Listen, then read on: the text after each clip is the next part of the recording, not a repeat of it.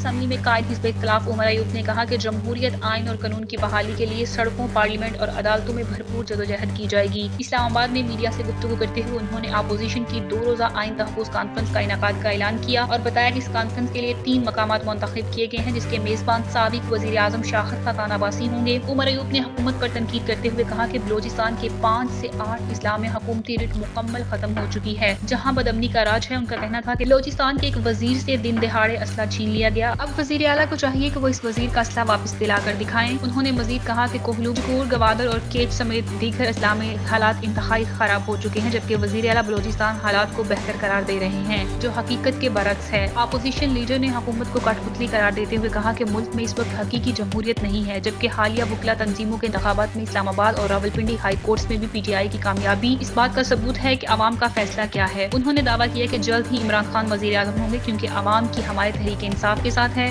اور ملک میں جمہوریت کی اصل بحالی کے لیے فیصلہ کن جدوجہد کی جا رہی ہے۔